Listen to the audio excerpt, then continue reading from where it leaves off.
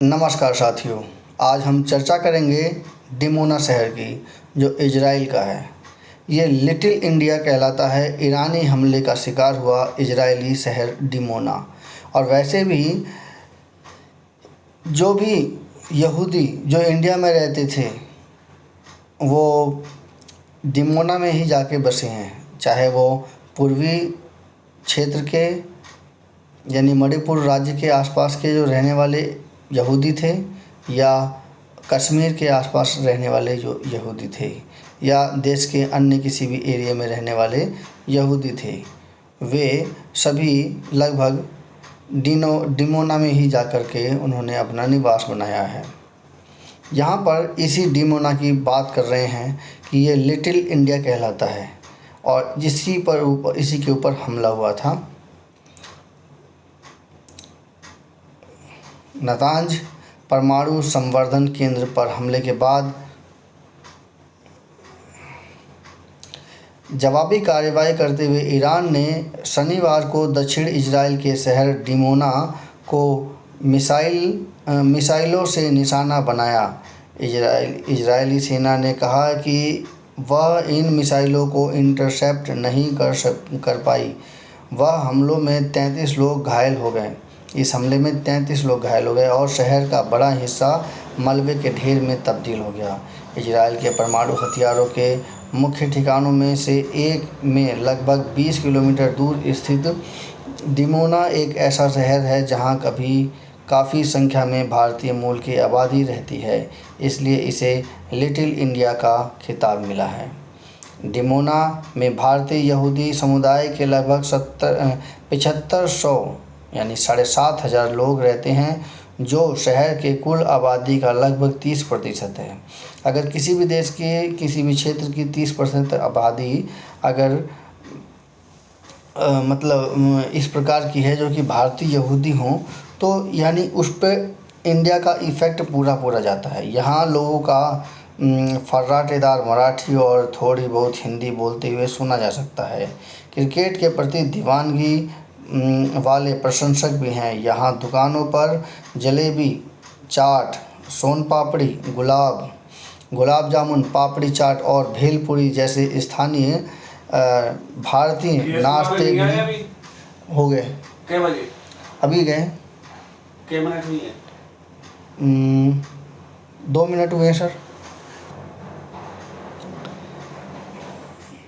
तो यहाँ पे पापड़ी चाट और भेलपुरी जैसे स्थानीय भारतीय नाश्ते भी मिलते हैं। तेल अवीव स्थित भारतीय दूतावास के अनुसार भारत से इजराइल में इमिग्रेशन मुख्य रूप से पिछले सदी के 5वें और 6ठे दशक में हुआ था। इनमें से अधिकांश लोग महाराष्ट्र बेने इजरायली से थे, जबकि केरल, कोचीन यहूदी और कोलकाता बगदादी यहूदी से आने वालों की संख्या अपेक्षाकृत कम थी। हाल के वर्षों में मिजोरम और मणिपुर बेनई मेनासे के कुछ भारतीय यहूदी भी इजराइल में आकर बस रहे हैं। ये लोग मुख्य रूप से हीरे के व्यापारी, IT पेशेवर और बुजुर्गों की देखभाल करने वाले केयर गिवर के रूप में काम करते हैं। यह समुदाय न केवल खान पान के जरिए बल्कि परंपराओं, त्योहारों व संस्कृति के जरिए भी आपस में घुलता मिलता है। यह एक कोचीनी यहूदी ओणम मनाता है, तो वहीं बने इजरायली और बगदादी यहूदी दीपावली साथ मनाते हैं। वे चाय के साथ रस का आनंद लेते हैं और ये इजराइल के सुपरमार्केट में आसानी से मिल जाते हैं। नवंबर 2025 में आयोजित एक माह के इंडियन फिल्म फेस्ट के दौरान सिनेमाघर खचाखच भरे रहे। वहीं कुछ महीने पहले आयोजित पहला इंडियन म्यूजिक फेस्टिवल भी पूरी तरह से हाउसफुल रहा था। भारतीय मूल की आबादी हाइफा, तेल अवीव, अराद, नेतन्या और अफुला जैसे शहरों में भी रहती है। गौरतलब है कि डिमोना के सिमोन पेरेस नेगेव परमाणु केंद्र को जो इजराइल एक अनुसंधान केंद्र बताता है, जबकि एक अमेरिकी खुफिया रिपोर्ट के अनुसार यह एक प्लूटोनियम संयंत्र है। तो यहाँ पर ये एक प्लूटोनियम संयंत्र है, ये बताया गया है, वहाँ पर ये हमला हुआ था।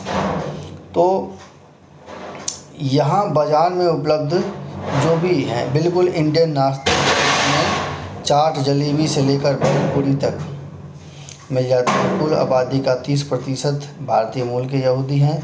लोगों को मराठी और थोड़ी बहुत हिंदी बोलना सुना जा सकता है। मतलब ये वो आबादी है डिमोना, और वहाँ पर ये हमला हुआ था।